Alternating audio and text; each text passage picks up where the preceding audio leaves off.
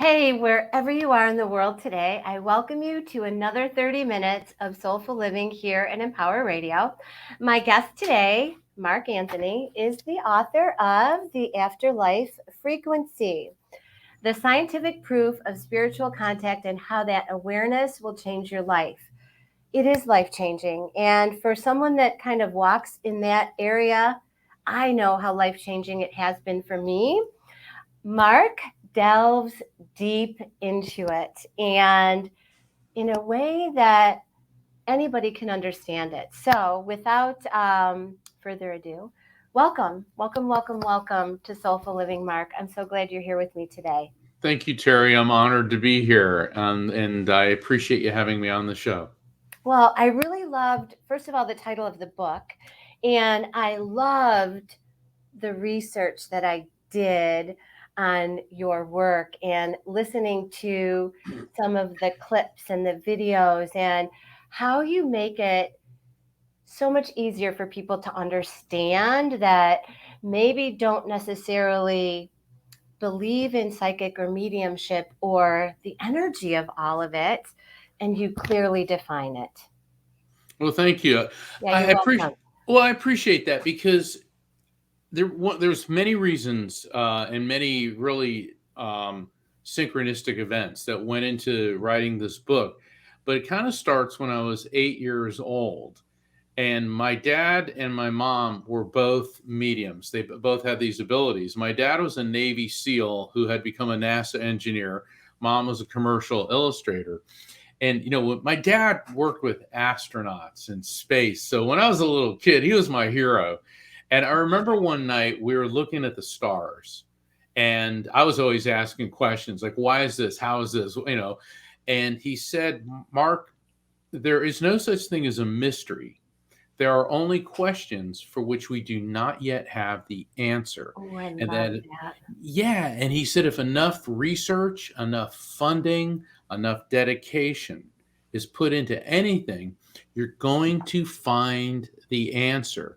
And he said that it will be explainable through science.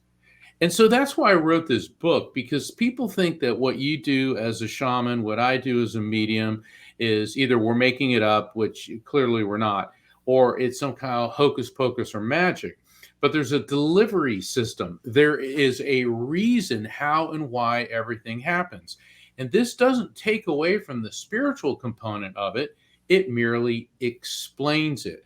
And so, what I found, Terry, is in the different forms of what I call interdimensional communication, spirit Mm-hmm, contact. mm-hmm, Okay. And, mm-hmm. and, before we went on the air, we were chatting and you said, well, I want to go wherever spirit guides me. And it's like, perfect, because people have been looking at the different forms of spirit communication like a salad bar. Okay, mediumship's over here, shamanism's over here, energy healing's over there, near death experiences are here, out of body experiences, deathbed visions, and they're not. They all have a common denominator, which is energy. And I know that in our field, people are like, oh, energy this and energy that.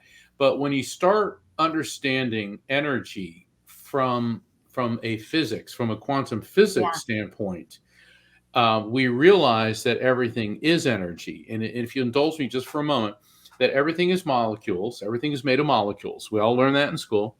Molecules are made of atoms. Atoms are made of smaller particles known as electrons, protons, and neutrons. And they are in turn made of a smaller particle, the most basic unit, the most basic building block of everything in our dimension, our material world, is quantum. And quanta is electromagnetic energy. Okay, for the physics people, technically an electron is a quantum. Okay, so I want to clarify that because we'll get somebody saying, oh, Oh, no, um, no. yeah, but what that means is that everything at its most basic level is electromagnetic energy. In other words, this book, The Afterlife Frequency, may be an inanimate object, but it is energy. And all energy on the subatomic level has a frequency that vibrates.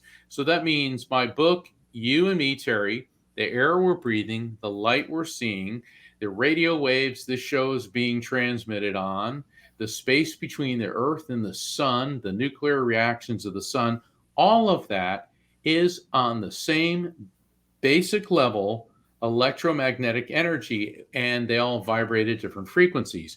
So that's how all these spiritual phenomenon, interdimensional communication, have a common denominator, but that's how and why we're all linked and connected.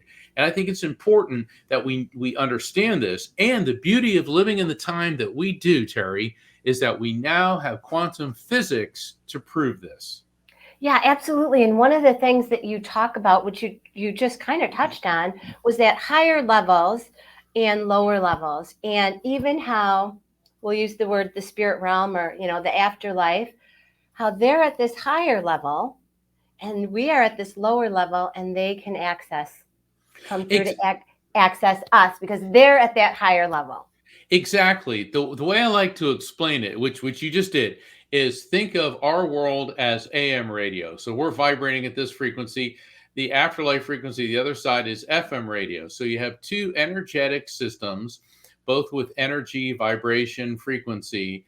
And when you get an overlap, an alignment of frequency, that's when you get the spirit communication, whether it's through a medium or whether you get a visitation in a dream or a loved one speaks to you, whether you have a near death experience where somebody dies and their consciousness goes into the light and they encounter deceased loved ones and even something greater that we could call the divine, the power we call God. People have out of body experiences. And all of these operate on the same principle, which is energy transfer and frequency alignment. I love that you used the radio. When I hold drum circles and I'm teaching people how to journey, I tell them about the drum, and I'm like, think of the drum as the phone ringing in another realm, saying, "Oh, there's Teri. Let's go down and get her." And that's what I think about that higher frequency that you talk about in the book, is that they're hearing a ring, they're sensing, whatever you want to call it. Your description is different than that. They're sensing it, though, that energy, and they drop in, and here we are. How do people become more aware and open to paying attention to those vibrations? I saw a funny post on Facebook recently, and it was all these people sitting in a public park, and they're all playing on their cell phones like this. And it's all these people sitting on benches, and you see Bigfoot walking behind them. And the caption reads, "This is why there have been no recent pictures of Bigfoot." and Distracted. Everybody is distracted, Yeah. and there was a line in Harry Potter that I really loved where Hermione says, "Muggles created technology and the internet because they don't have magic," and so we have all Oh, I these. love that. I know, isn't that cool? Yes. We have all this miraculous technology, but on the downside is created a whole lot of distractions for us. Yeah. We become reliant on it, and our head is so filled with zap action. I mean, we're bombarded by information on the internet, on TV, and all of these distractions that we're tuning things out. And so, to answer your question directly, how do people become more aware? And throughout my book, The Afterlife Frequency, I explain about situational awareness. That was something my dad, the Navy SEAL, really hammered into me. You just don't walk into a room. You just don't go into the ocean. You just don't go anywhere and not pay attention to what's around you. You observe things. Any first responder, anybody in the military is going to talk to you about situational awareness. But I found in, growing up as a medium, having parents who are mediums, that we have to expand that beyond just the physical to where we begin to pick up on the subtle nuances, the impulses, the frequency alignment with spirits. Because spirits are not here to control us or to harm us or to scare us. They're here to present guidance, messages of love, healing, and resolution. And sometimes those messages will include a warning of a person, place, or thing to avoid that could potentially be dangerous. And so I give some exercises in the book. Plus, I explain my 4-step Raft technique. could you indulge me and let me explain how I came up with the raft technique? Yeah, absolutely. And I'm glad you did, because that was my next question here was, okay, let's talk about the raft. We're going to ride the raft for a minute. Okay, so here I am in my office. Here I am in my office, and I'm working on how do I explain to people who aren't mediums or psychics per se that we can all benefit from a spiritual experience, and we can all have that contact. I couldn't come up with a thing, Teri. So I had that dreaded writer's block. Anyone that's written even a term paper or an article, and much less a book, all knows about writer's block. So I thought, all right, let me clear my head. I'm going to go for a walk on the beach because I live near the ocean. So I'm walking down my driveway and I get these tingles. All right, so okay, tingles. I know that that's electromagnetic activity. Yeah. So I immediately do an about face and head in a different direction. I thought I was going to be walking on the beach, but now I figure, all right, let me go walk on this bike path near my house. And around 11 in the morning, I'm walking down the bike path and I see these two objects shining in the sun. And I walk over and it's a nickel and a penny. And I go to pick them up and I hear my mom's voice. Right now, both my parents are in spirit. And mom's voice says, if their head's down, it's bad luck. And I start laughing because, that part of my family is of Italian descent. And, we have a superstition for all occasions, ladders, black cats. Oh my God, don't break a mirror, And, and then I hear my dad's voice. It's money, grab it. So I'm laughing and I'm holding this nickel and this penny in my hand. I go, oh, 6 cents. 6 cents. I'm like, okay. They're trying to tell me something. And I get these chills and tingles intensify. Then in my mind's eye, I get this, I see an image of my father standing in the ocean up to his waist, holding this blue canvas raft that he used to go body surfing on it. And, when we'd play in the ocean with it. And I'm thinking, what is he showing me? Raft. And then it hit me. He's Mark. Teach people how to recognize signs from spirits, accept the contact as real, feel it without overthinking it, and then trust the message. That was it. Raft. So I ran back. The words flew out of me. Writer's block, long gone. The raft technique. And so and it's interesting because the raft technique and how I arrived at it is a perfect example of how to use it. So when you get those tingles or those feelings, or gosh, I feel somebody around, or this thought comes to you, that this powerful feeling, you have to recognize that that's a sign from a spirit. Accept it as real. Give yourself permission to have it. Yeah. Feel it without overthinking it. Now, this is where people go wrong. They overthink it. Oh, this is just my imagination. Oh, it's a grief-induced hallucination. Oh, this is what I want. I call that, this is drawing on my legal background, cross-examining the experience. Okay, you cross-examine it. Oh, that can't be it. You would have me believe this, and that's how we negate it. So get that out of there. Feel it without overthinking it, and then trust in the message. And the trust part is also very important, because in this crazy world that we're living in now, and the world's always been crazy, it's just that, we're aware of it because of technology. There are people who are going around like you're a shaman, Teri, but there are people who are saying, oh, I'm a shaman. And because I'm a shaman, that tells me I'm getting messages to start an insurrection or to start a violent protest, or people who twist religions to justify homicide, explosions, murder, suicide bombings. Those are not messages from spirits. Those are not messages from the divine. Those are the direct result of a person's ego edging God out. Yep. And the ego, and what it is, the people that do these things, they have a political agenda or a financial agenda. And they're looking for a moral justification to commit acts of anger, bigotry, hatred, and violence. Those are acts of the ego. Acts from spirits, messages from spirits, are about peace, love, healing, resolution, protection. And that's how you can tell the difference. So when you get to the T part of raft, realize spirits aren't telling you, hey, go blow up a building. Okay. Right. That is never a message. I mean, when did you ever hear Buddha or Jesus say, go smite your enemies and cut their heads off? Okay. They don't. No. They don't, because they're all about love, peace, love, and understanding. Yeah, no suicide bombers, no going into a building and killing a bunch of people. Instead, go in and love. Go in and send more love. I think I like to share with my clients, it's always a benevolent message. It's a benevolent, loving message. If you get anything different, it is exactly what you said. It's the ego's way. And trust it. Don't judge it. For myself, when I find that, like, they'll tell me something and I'm like, that can't be real. And then I have to stop and say, wait, who am I to disagree? Do I really think that this ego of mine knows more than what they have to say? And if I go against what they have to say, it doesn't turn out. It's not.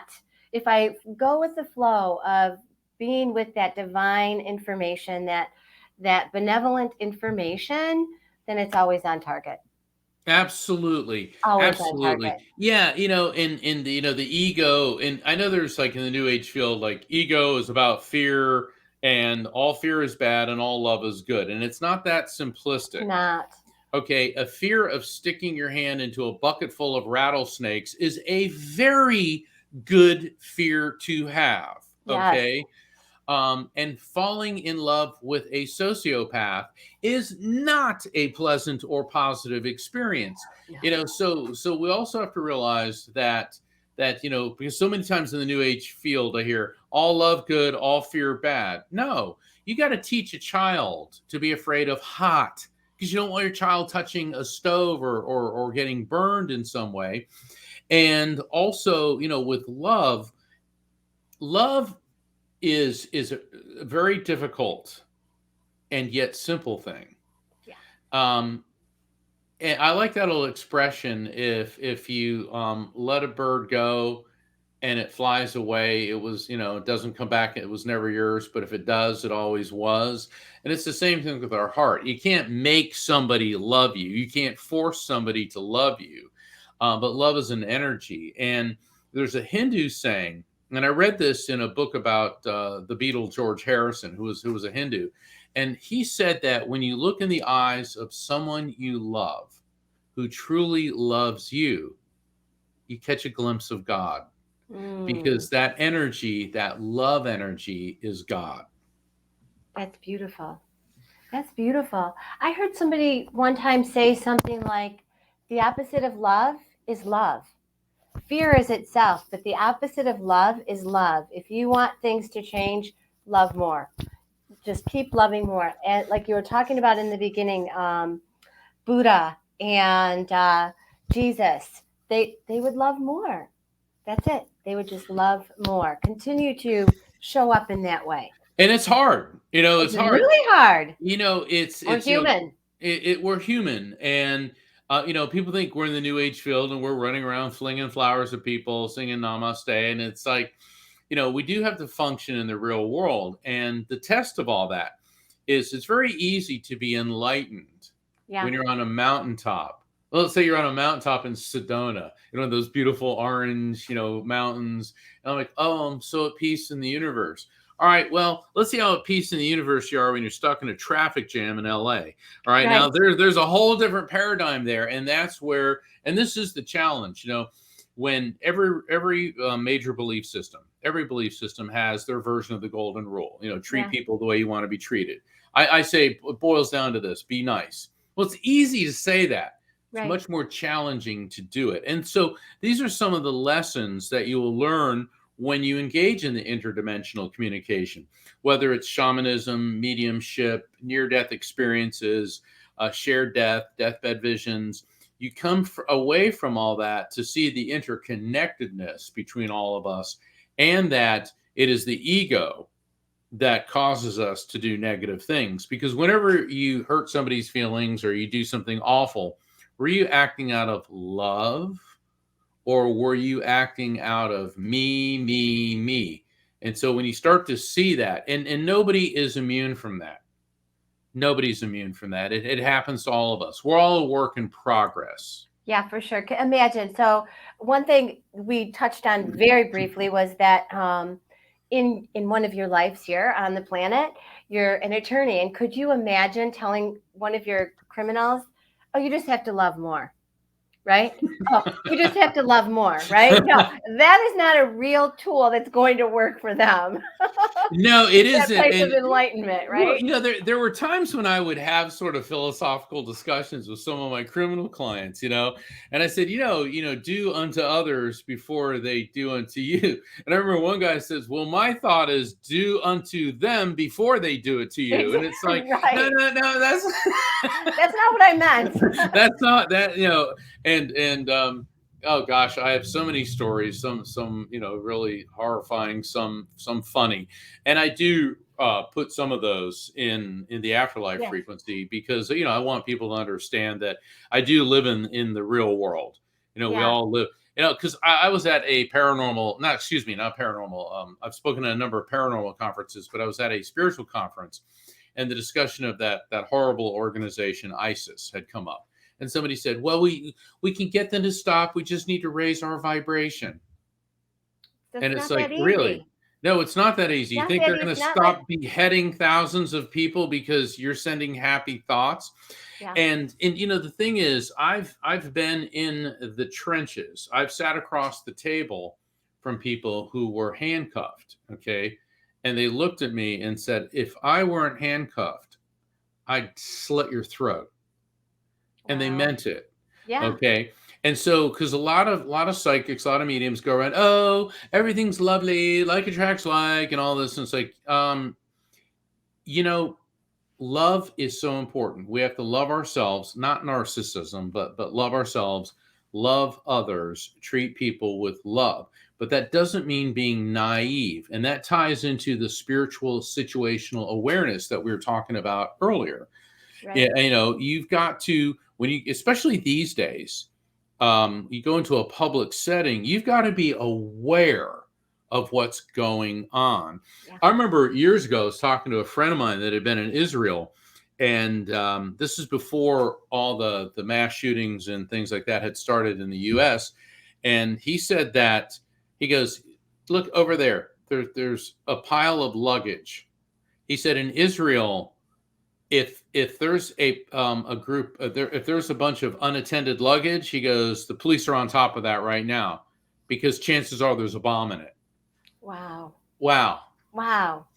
Wow.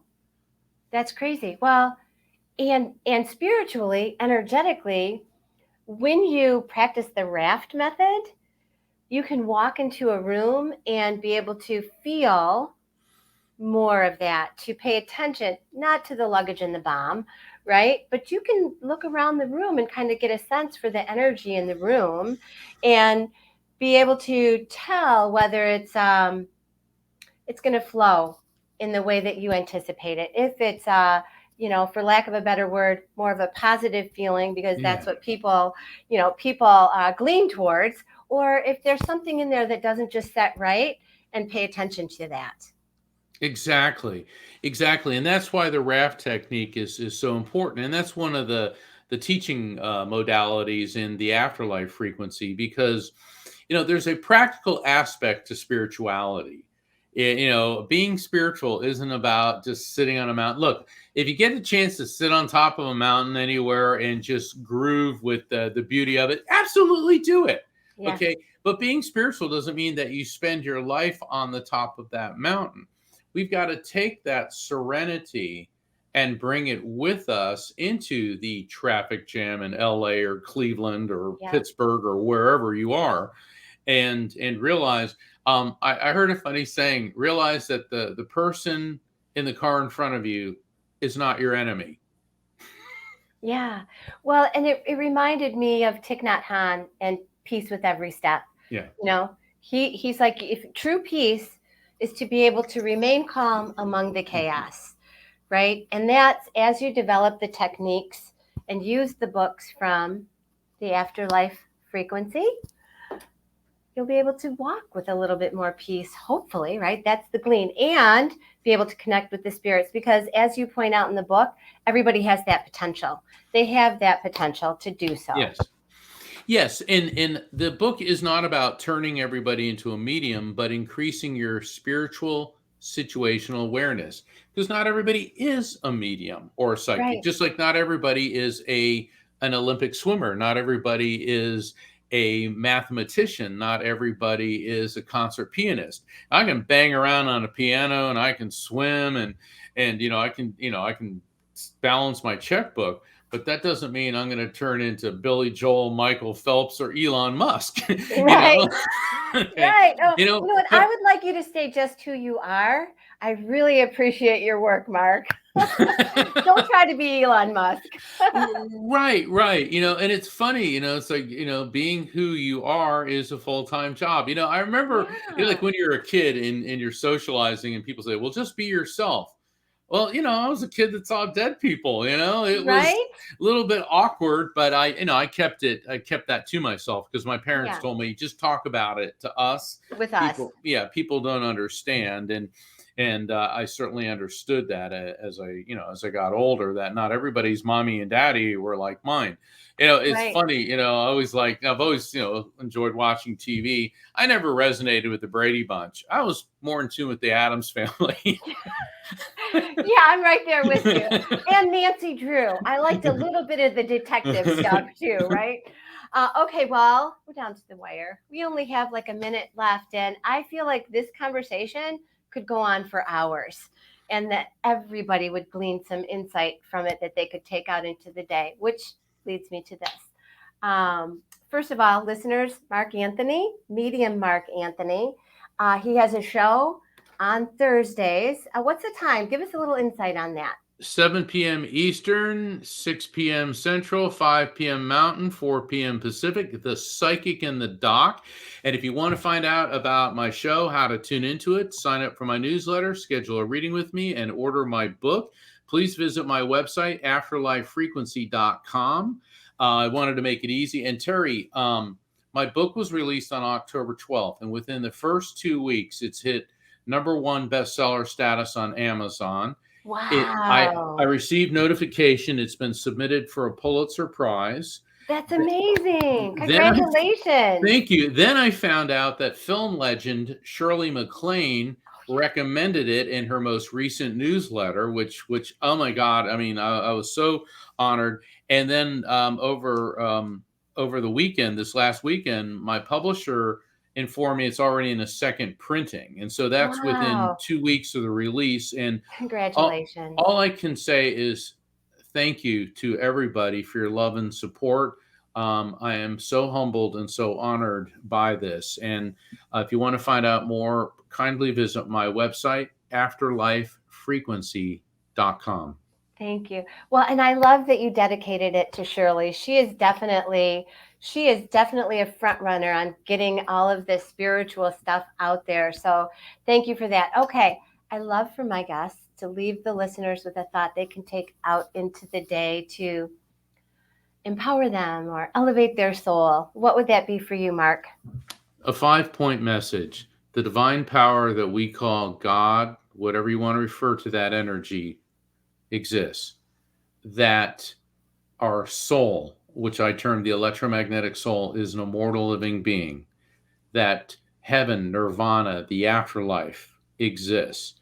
That we can communicate with souls of our loved ones who have left this world, and that we will be reunited with our loved ones in the light when it is our time to leave the material world. Thank you. Thank you so much for that. And thank you for being here with me today and sharing your passion, your life, your story, your love. I really appreciate that. And listeners, don't forget, tune in, afterlifefrequency.com.